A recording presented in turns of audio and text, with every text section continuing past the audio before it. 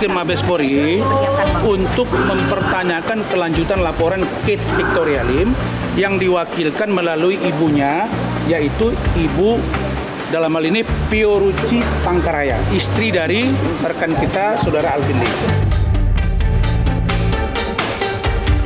Ini nggak boleh tidak jalan, bukan karena saya ada sentimen dengan Hotman, enggak. Saya hanya berurusan dengan urusan Hotman dan Herwanto. Di luar itu tidak, karena saya tidak mau ada sesama pengacara saling sikut dan saling sikat.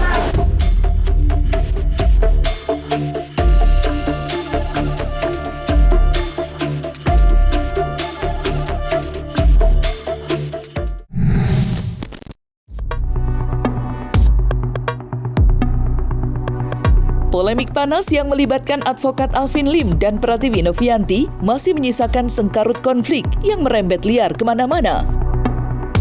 Khususnya, usai pengacara kondang Hotman Paris Hutapea ikut bersuara dan menyuarakan dukungan untuk Novi. Sebuah ucapan yang berhasil membuat konflik antara Alvin dan Hotman bersemi kembali.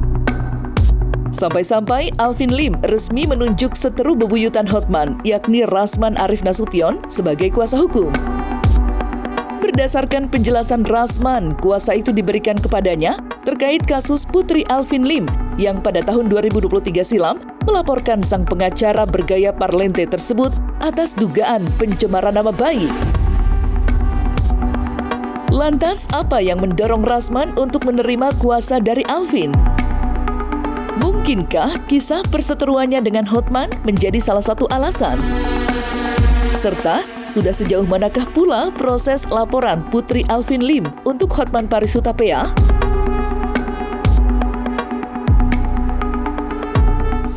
Ke Mabespori untuk mempertanyakan kelanjutan laporan Kate Victoria Lim yang diwakilkan melalui ibunya, yaitu Ibu dalam hal ini Pioruci Pangkaraya, istri dari rekan kita, Saudara Alvin Lim. Kasus itu sudah setahun, dia belum dapat progres yang jelas. Jadi saya diminta oleh beliau untuk melakukan itu dan datang ke sana bersama dengan Kate, dan saya menunggu karena ya kita harapkan Saudara Alvin Lim bisa cangkok. Ternyata kayaknya ada infeksi dan kita berdoa nanti beliau sampai saya akan jalan. Seandainya belum pun saya akan datang. Kenapa? Karena ini nggak boleh tidak jalan. Bukan karena saya ada sentimen dengan Hotman, enggak. Karena memang dia dengan saya komunikasi dan setuju untuk saya bantu atas kemauan dari mereka, ya sudah kita bantu.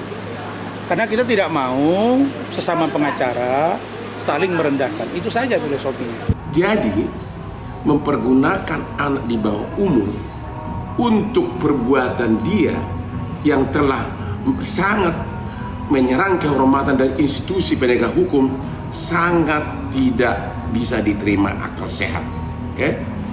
Menyatakan kejaksaan sarang mafia, sarang kotoran dan sampah. Bagaimana perasaan Anda?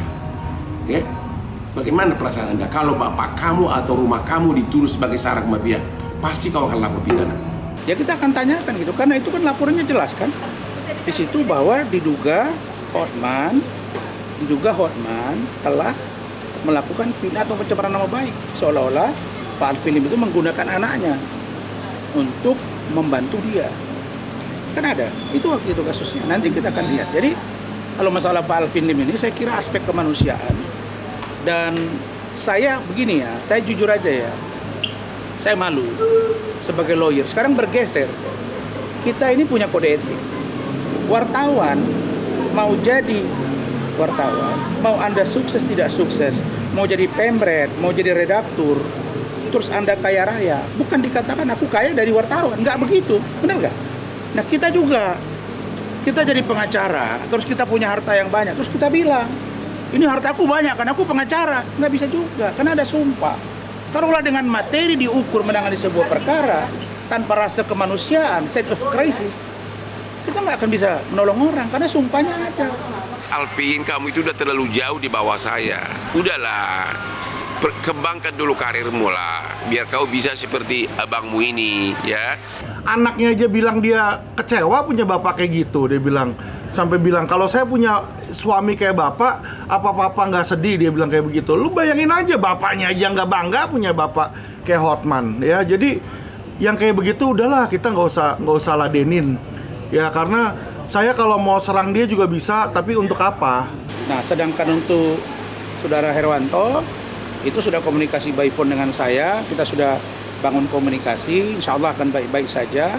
Kan sempat juga ini Saudara Alvin Lim juga berseteru dengan Bang Irjen Pol Riki Sitohang kan, abang kita kan, sudah saya komunikasi dengan Bang Riki juga, dua-dua sudah saling memahami. Nah, jadi sekarang kita fokus ke Hotman dengan kasus yang lain. Ya, kalau nanti misalnya tentang Novi dan Agus, saya tidak campur di dalam, kecuali saya nanti diminta pendapat yang saya memberikan pikiran-pikiran saja tanpa harus masuk ke dalam, kecuali ada hal yang serius baru. Tapi saya yakin Bang Riki yang nangani Novi, kemudian Alvin Lim dengan Farhad di kasusnya Agus, saya hanya berurusan dengan urusan Hotman dan Herwanto. Di luar itu tidak, karena saya tidak mau ada sesama pengacara saling sikut dan saling sikat.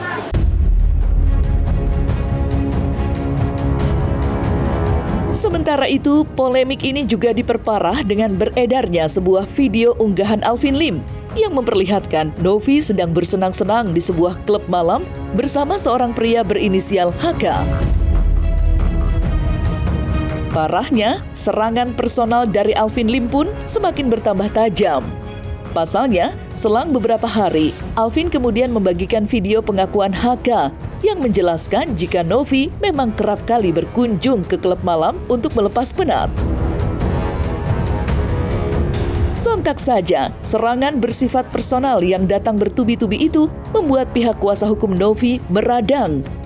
Apalagi Novi sampai mundur sebagai ketua yayasan untuk beberapa hari ke depan. Lantas, mungkinkah pihak Novi akan membawa kasus ini ke jalur hukum? Serta bagaimanakah pula luapan amarah kubu Novi terhadap Alvin Lim?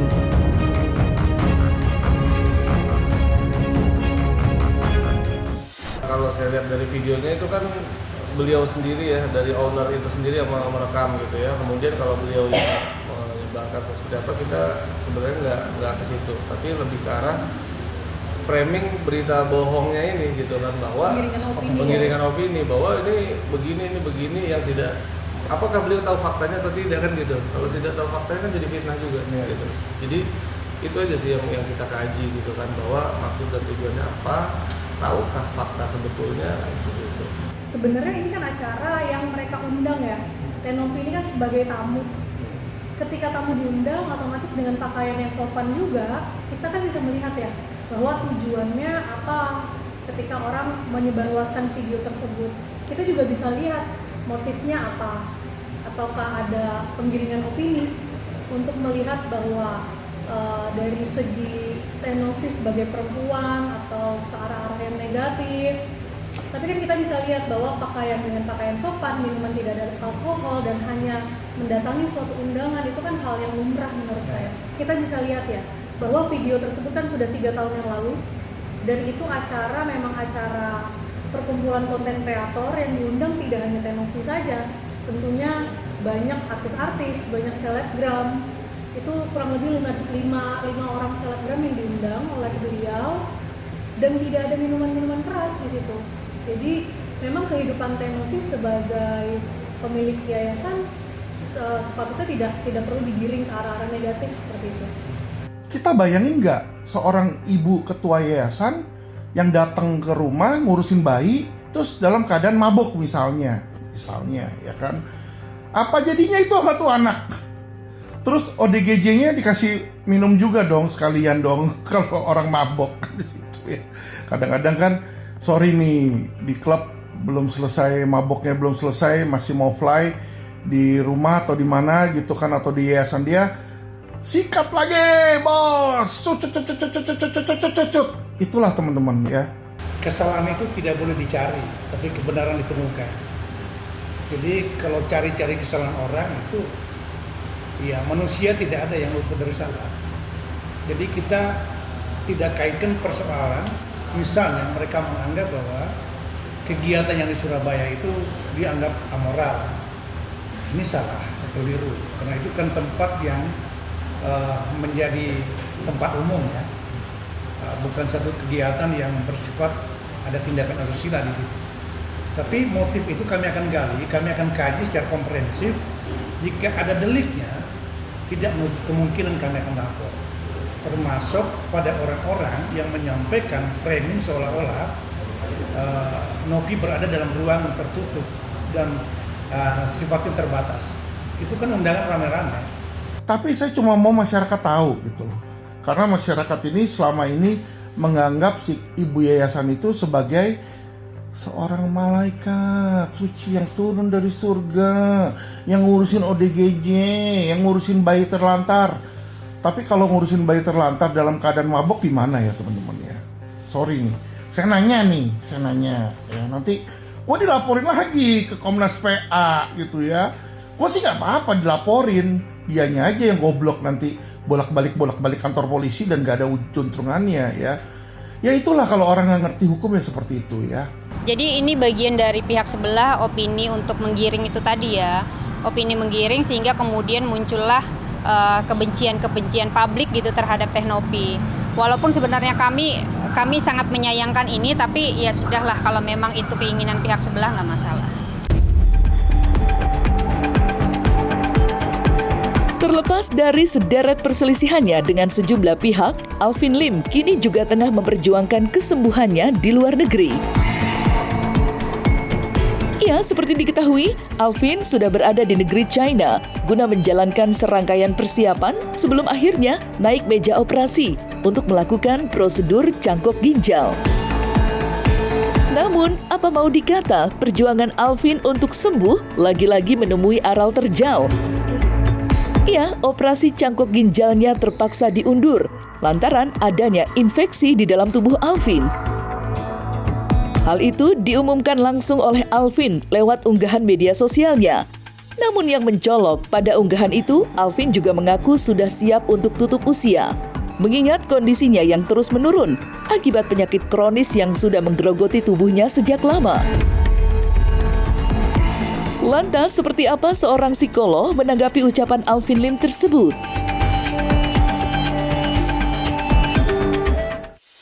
Sebenarnya saya juga ya ikhlas aja kalau dipanggil Tuhan. Kenapa? Karena setiap hari itu sakit, kangenin sakit juga nggak enak gitu loh, ya kan.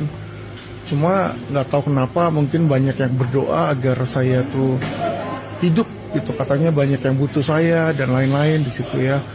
Makanya Tuhan belum kasih tuh dengerin doa mereka ya. Bahkan grup-grup pendeta di Indonesia tuh banyak doain saya juga ternyata. Sekarang kita lihat ini pada umumnya, saya tidak melihat dari satu segi, tidak melihat dari Alvin Lim, tapi melihat pada siapa saja yang sudah sakit keras dan sudah akan mendekati secara kedokteran, akan mendekati untuk meninggal dalam waktu tertentu, dalam waktu yang tidak terlalu lama. Apalagi kalau penyakitnya yang sudah membuat dia suatu penderitaan. Misalnya seperti sakit ginjal, terus harus seringkali berobat, harus seringkali ada keluhan-keluhannya, maka dia akan lebih merasakan penderitaan. Penderitaan itu terkadang diobati dan akhirnya tidak terasa, tapi terkadang terasa. Jadi biasanya bagi mereka juga cukup untuk pasrah kalau dipanggil Yang Maha Esa. Jadi bagi mereka juga tergantung jadi mereka lebih senang bahkan. Tapi kalau orang-orang tertentu masih mempunyai tugas, masih mempunyai suatu tujuan tertentu, maka bagi dirinya masih ada suatu nilai untuk hidup walaupun relatif kecil. Anda dari dulu memang pemberani atau karena kondisi yang membuat Anda berani? Enggak. Atau Anda sebenarnya takut-takut juga tapi ya udahlah kepalang nekat aja? Nekat sih Pak. Udah nekat.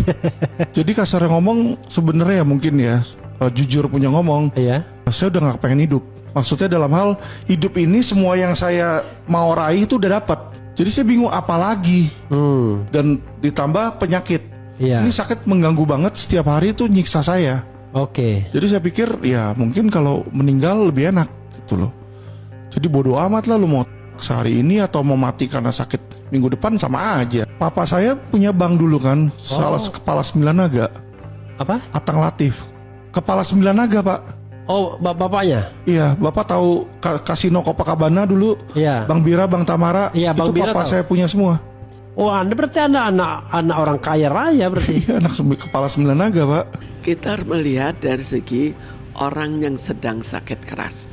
Sakit keras itu seperti misalnya ginjal stadium yang cukup tinggi, maka itu bukan hanya mempengaruhi fisiknya, tapi juga mempengaruhi seluruh peredaran darah. Dan seluruh peredaran darah termasuk juga otaknya. Jadi terkadang otaknya juga seperti orang misalnya yang sudah tua, fisiknya sudah terganggu, dia sudah tua sekali, itu juga sekali-sekali terpengaruh juga. Orang yang sakit-sakit penyakit lain, diabetes misalnya, tapi dia masih cukup muda, itu tetap saja bisa terganggu. Jadi ada orang-orang tertentu yang karena penyakitnya juga bisa terganggu otaknya, dan ini bukan sesuatu yang rutin, tapi bisa sekali-sekali, bisa lebih sering, tergantung pada kondisi fisiknya, tergantung pada kondisi peredaran darah yang sampai di otaknya, dan keadaan kejiwaannya akan ikut mempengaruhi bagaimana kondisi fisiknya, bagaimana kondisi pemikirannya, psikis, semua itu ikut terbawa.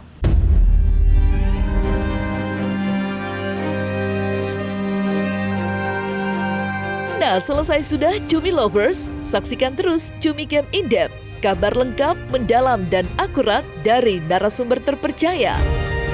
Dan jangan lupa untuk like, subscribe, dan juga share channel YouTube Cumi Cumi.